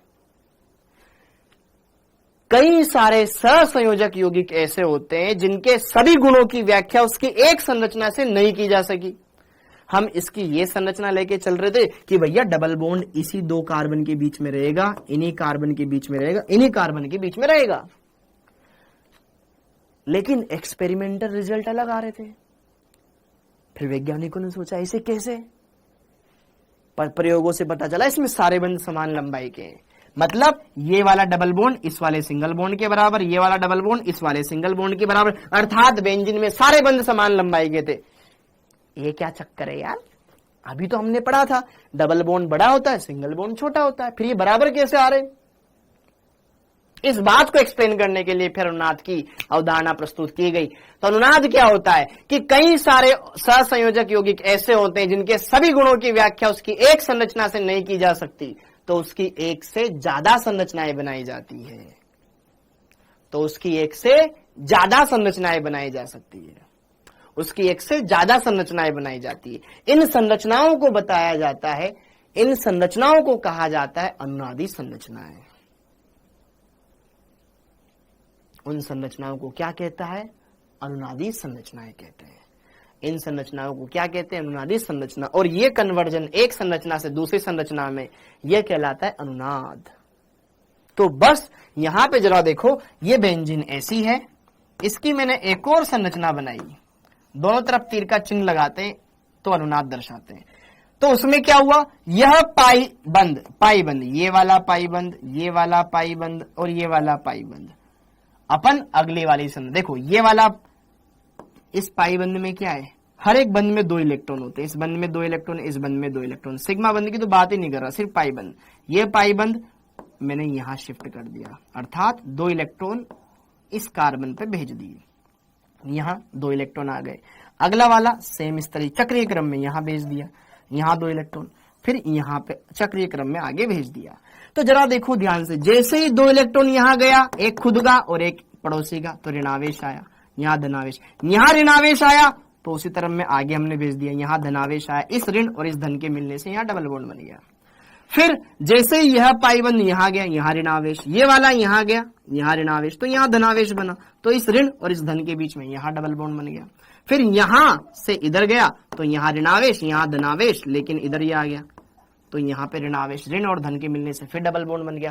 तो एकांतर क्रम में ये पाई इलेक्ट्रॉन विस्थानीकृत हो रहे हैं, इधर से फिर इधर से इधर, तो वो यहां आ गए। तो अगर मैं आपको यहां पे बताऊं, अगर मैं बोलूं कि यार ये बंद ए है, इस बंद की लंबाई ए है और इस बंद की लंबाई बी है, तो यहां से तो हमें ये दिख रहा है ए सिंगल बॉन्ड है, बी डबल बॉन्ड है, तो हम आराम से बोल देंगे ए बड़ा है बी से। और इधर बोलूं तो ए डबल बॉन्ड हो गया, बी सिंगल बॉन्ड हो गया। अरे भैया, तो अब हम बोलेंगे सर बी बड़ा है ए से। दोनों कहा राजी, ए बराबर बी पे। अरे बाबू, बेंजीन ना तो ऐसी होती है ना ऐसी होती है, बेंजीन तो ऐसी होती है। बेंजीन में सारे ही बंध समान लंबाई के हैं, द्विबंध में एकल बंध, एकल बंध में द्विबंध के लक्षण उत्पन्न है। बेंजीन न तो ऐसी है न ऐसी है, ये दोनों हैं बेंजीन की अनुनादी संरचना।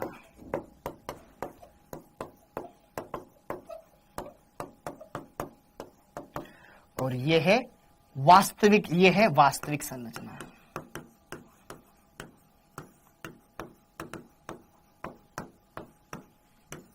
तो जरा देखो ध्यान से, आमतौर पर तो कार्बन कार्बन एकल बंध की बंध लंबाई कितनी होती, 1.54 और डबल बॉन्ड की इतनी। लेकिन इसी को अब हम आगे कंटिन्यू करेंगे, लेकिन बेंजीन में सभी कार्बन कार्बन बंध समान लंबाई के प्राप्त हुए। तो फिर वहां से वैज्ञानिकों का दिमाग घूम गया कि भैया कुछ तो लफड़ा है, पता लगाना पड़ेगा। हाँ या ना। तो जरा देखो ध्यान से, अणु की ज्यामिति को समझने के लिए हमने अनुनाद की अवधारणा को प्रस्तुत किया और बताया कि भाई बेंजीन न तो ऐसी होती न ऐसी होती, बेंजीन ऐसी होती है। मतलब अनुनाद से बंध लंबाइयां हम ये बोल सकते हैं कि देख यहां डबल बॉन्ड है, हाँ है, अगली संरचना हमने ऐसे बना दी, देख तू बोल रहा था ना यहां सिंगल बॉन्ड, नहीं नहीं यहां डबल बॉन्ड भी है। तो अनुनाद से बंध लंबाइयां समान हो जाती है।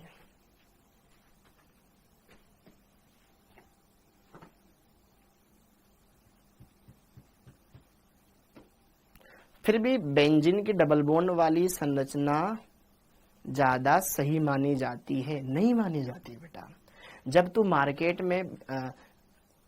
मार्केट में केमिस्ट की शॉप पे जाएगा, उससे बोलेगा ना बेंजीन दे दो, बेंजीन के ऊपर ये वाला चित्र बना होता है, ये वाला नहीं। ये हम क्यों बनाते हैं? ताकि हम उसकी क्रियाविधि को बता सके। ऑर्गेनिक की बात है, ऑर्गेनिक में रहने दे, अभी यहां मत घुसा, ठीक है, क्योंकि अभी तुम्हें ज्यादा जानना जरूरी है, कुछ और जानना जरूरी है, फिर वहां पे जाएंगे। तो कहने की बात इतनी सी है भाइयों, कहने की बात सिर्फ इतनी सी है कि अनुनाद हम अणु की ज्यामिति की व्याख्या करने के लिए पढ़ रहे हैं, और जिनमें अनुनाद होता है उनकी बंध लंबाइयां समान हो जाती है। तो काम की बात यह है, इतनी बात आपको समझ में आ गई? अरे रे,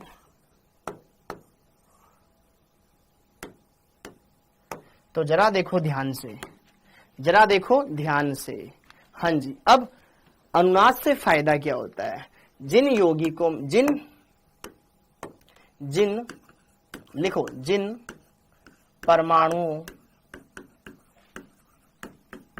के मध्य अनुनाद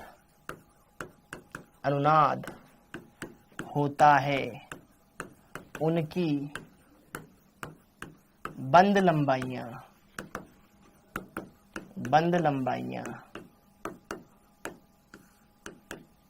बंध लंबाइयां समान होती है, इक्वल होती है। अनुनाद से ऐसा क्या होता है? अनुनाद के कारण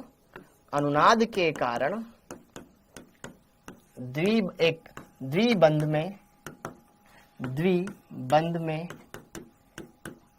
एकल बंध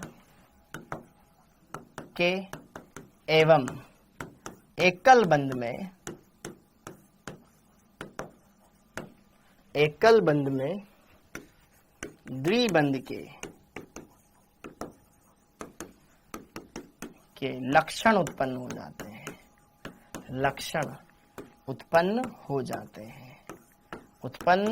जाते हैं। समझो,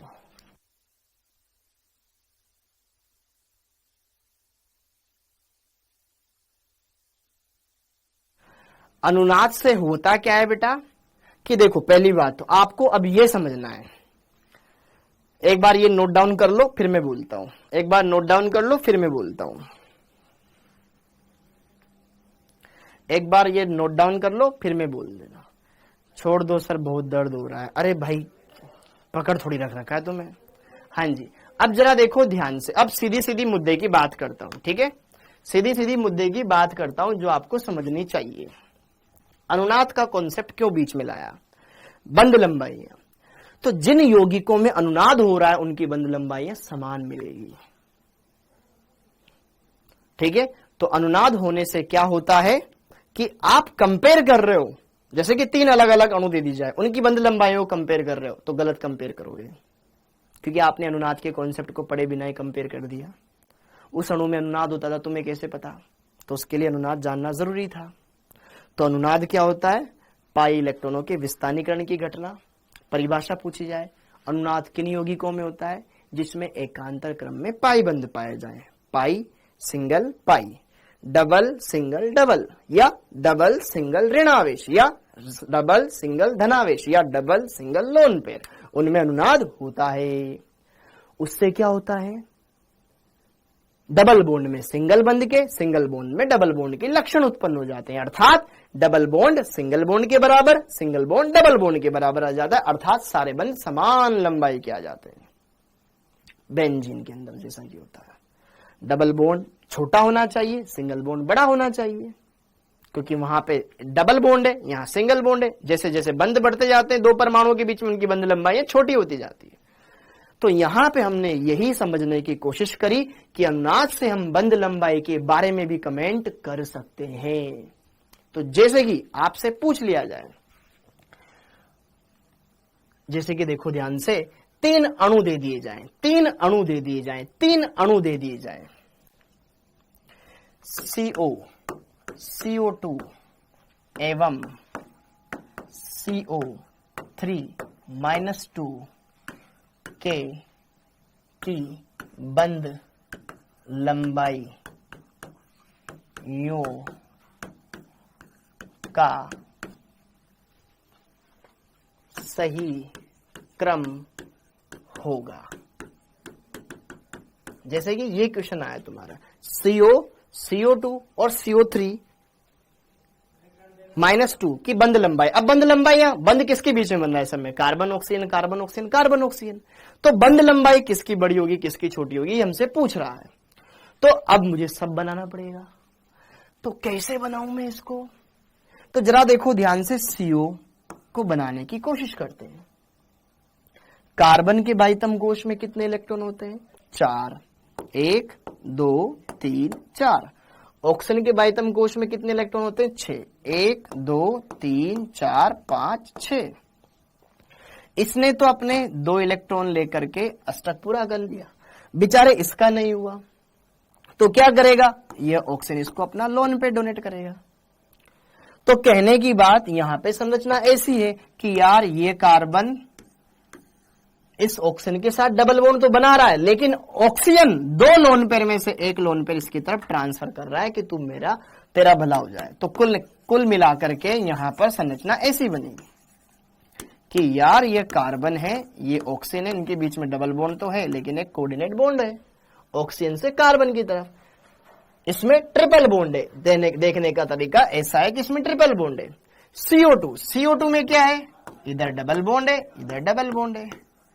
कार्बोनेट आयन अभी हमने बनाया था, यहां पे डबल बॉन्ड है लेकिन इधर इधर नेगेटिव चार्ज है। तो अब हम यहां पे ये चीजें समझे। तो यार अगर मैं देखूं CO कार्बन ऑक्सीजन की बंद लंबाई का क्रम, बंद लंबाई का क्रम, इसको मैं बोल दूं A, इसको मैं बोल दूं B, इसको मैं बोल दूं C, किसमें बंद लंबाई सबसे बड़ी आएगी? CO की। यहां तो ट्रिपल बॉन्ड है, तो बंदों की संख्या बढ़ती है तो बंद लंबाई घटती है। तो यहां पे आप जरा देखो ध्यान, यहां 3 बंदे कार्बन ऑक्सीजन के बीच में, यहां कार्बन ऑक्सीजन के बीच में 2 बंद, यहां कार्बन ऑक्सीजन के बीच में 2 भी है और 1 भी है ना? अब हम कौन से बंद की बात कर रहे हैं ये भी नहीं बोल रहा है क्वेश्चन वाला, सिर्फ बोल रहा है कार्बन ऑक्सीजन के बारे में। तो जरा देखो ध्यान से, CO बंद की बंद लंबाई का क्रम, की बंद लंबाई का क्रम, की बॉन्ड लेंथ का क्रम। यहां पे प्योर ट्रिपल बॉन्ड है, ट्रिपल बॉन्ड तो सबसे छोटा आएगा। यहां डबल बॉन्ड है, यहां डबल बॉन्ड है, प्योर डबल बॉन्ड है, इधर भी डबल बॉन्ड है, उधर भी डबल। लेकिन यहां देखो इस डबल बॉन्ड में अनुनाद की वजह से ये नेगेटिव चार्ज, डबल सिंगल ऋणावेश, डबल सिंगल ऋणावेश, क्या इसमें अनुनाद होगा? अनुनाद होगा। तो यह डबल बॉन्ड सिंगल बॉन्ड में भी कन्वर्ट हो सकता है, जैसे बेंजीन में होता था। इतना बोलो। हाँ, अनुनाद होने की वजह से इस डबल बॉन्ड में सिंगल बॉन्ड के लक्षण आएंगे। सिंगल बॉन्ड तो बड़ा होता है ना, तो डबल बॉन्ड से थोड़ा सा बड़ा हो जाएगा। और ये सिंगल बॉन्ड नहीं रहता, सिंगल बॉन्ड में भी डबल बॉन्ड चला जाता है। तो कहने की बात है यहां पर प्योर डबल बॉन्ड नहीं है, प्योर सिंगल बॉन्ड नहीं है, थोड़ा सा डबल बॉन्ड से बड़ा, सिंगल बॉन्ड से छोटा बंद रहेगा, वो बात की बात है। लेकिन यहां तो प्योर डबल बॉन्ड है, यहां तो डबल बॉन्ड से थोड़ा बड़ा बॉन्ड है अनुनाद की वजह से। क्या मेरी बात समझ में आ रही है? क्या मेरी बात समझ में आ रही है? क्या मेरी बात समझ में आ रही है? यहां प्योर ट्रिपल बॉन्ड, यहां प्योर डबल बॉन्ड, यहां अनुनाद होने की वजह से डबल बॉन्ड में सिंगल बॉन्ड के लक्षण आ गए, तो यहां पर B और सबसे आगे होगा C। तो बंद लंबाइयों में ये इसलिए पढ़ना पड़ा, बंद लंबाइयों में इसलिए पढ़ना पड़ा। ठीक है, बंद लंबाइयों में इसलिए पढ़ना पड़ा। तो बंद लंबाइयां इस तरीके से कंपेयर की जा सकती है। अब संकर्ण वाला लास्ट ये पढ़ लेते हैं, फिर बाद वाला टॉपिक बाद में करेंगे। संकर्ण, संकर्ण, अरे रुक जा बेटा रुक जा, इतना हाथ कैसे जोड़ रहा है। संकर्ण, संकर्ण, संकर्ण, ट्रिपल बॉन्ड छोटा होता है पगले। अभी तो बताया था किस चीज को एक हाथ से पकड़ रहा है, किस चीज को दो हाथ से पकड़ रहा है। तेरी दोस्ती तेरे खास जिगरी यार के साथ ज्यादा होगी ना। किसी से रेलवे स्टेशन में मिला, भैया यार ये गाड़ी कौन से प्लेटफॉर्म पे मिलेगी, उसके साथ उतनी अच्छी नहीं होगी, थोड़ी देर बात करी फिर रवाना होगा तो होगा कोई। लेकिन कोई जिसके साथ तो रेगुलर बैठता है, रेगुलर मिलता है, उनके बीच में बॉन्डिंग ज्यादा अच्छी होगी ना, बंद मजबूत होगा। तो बंदों की संख्या बढ़ती है, दो परमाणुओं के बीच में बंद मजबूत होता है, बंद लंबाई घटती है। अब संकर्ण देखो, संकर्ण हमने पढ़ा, तो संकर्ण में हमने क्या देखा, तो यार बंद लंबाई, बंद लंबाई प्रतिशत एस लक्षण बढ़ने पर घटती जाती है।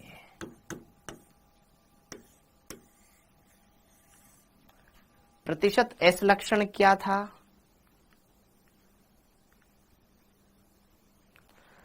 बंदों की संख्या बढ़ेगी तो बंद लंबाई घटेगी, बिल्कुल कहा था ना बेटा मैंने, तो कब मना कर रहा हूं।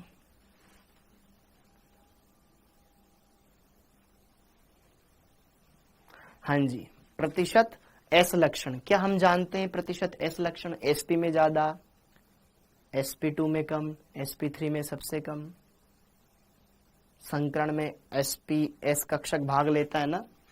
तो जरा देखो ध्यान से, अगर हम बात करें कोई कार्बन पड़ोसी कार्बन के साथ सिंगल बॉन्ड बना रहा है,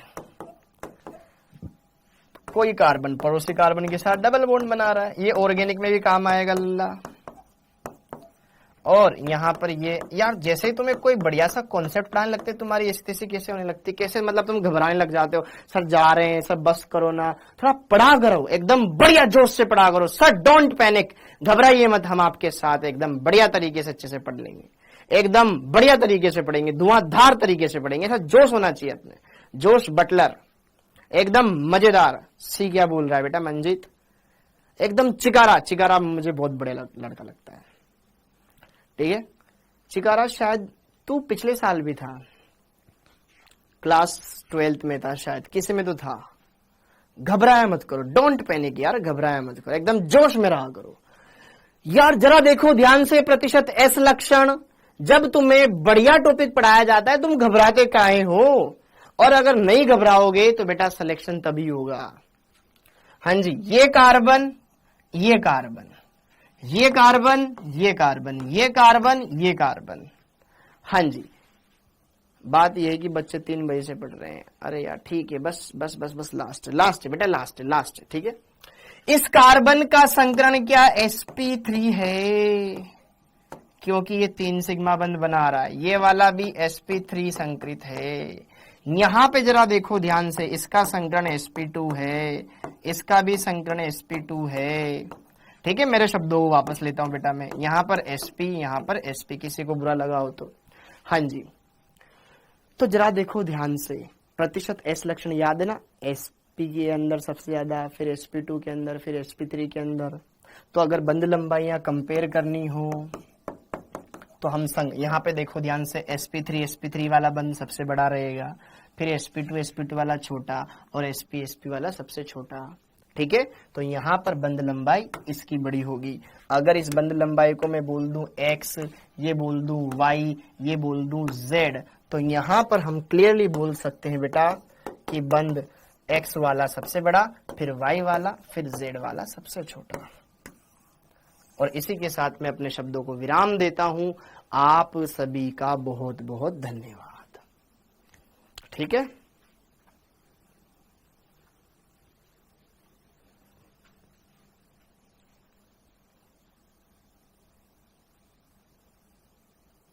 ठीक बेटा, ओके। तो आप सभी बच्चों का बहुत बहुत धन्यवाद, और मैं चाहता हूं कि आप रेगुलर आएं, कंसिस्टेंसी दिखाएं, और रेगुलर आओगे तो ही चीजें समझ पाओगे बेटा, क्योंकि ये चीजें ऐसी है जो कि स्कीप हो जाएगी तो बहुत दिक्कत आएगी। ये रटने वाला टॉपिक बिल्कुल भी नहीं है, बिल्कुल भी नहीं है। ये रटने वाला टॉपिक बिल्कुल भी नहीं है, बिल्कुल भी नहीं है। प्रतिशत एस लक्षण क्या होता है बेटा? प्रतिशत एस लक्षण में पहले ही पढ़ा चुका हूं। प्रतिशत एस लक्षण का मतलब होता है नाभिक से नजदीकता, नाभिक से नजदीकता। पीरियोडिक टेबल वाले चैप्टर में पढ़ाया है मैंने। प्रतिशत एस लक्षण नाभिक से नजदीकता बताता है। जिसमें प्रतिशत एस लक्षण ज्यादा होंगे वो नाभिक के ज्यादा नजदीक होगा। तो जरा देख ध्यान से, sp3 में 25% होते हैं, यहाँ पे 33% होते हैं, यहाँ पे 50% होते हैं। 50%, तो 50% प्रतिशत एस लक्षण होंगे, एस लक्षण ज्यादा तो बंध लंबाई छोटी आएगी। ओके, और ये सिंगल बॉन्ड है, ये डबल बॉन्ड है, ये ट्रिपल बॉन्ड है, तो वैसे ही समझ में आया होगा। सर तुम्हारो दिमाग मेरे को दे दो। ठीक, तो इसी के साथ बच्चों आप सभी का बहुत बहुत धन्यवाद यार। फिर मिलते हैं सेम टाइम सेम जगह। आप सभी का बहुत बहुत धन्यवाद। Thank you. जय हिंद।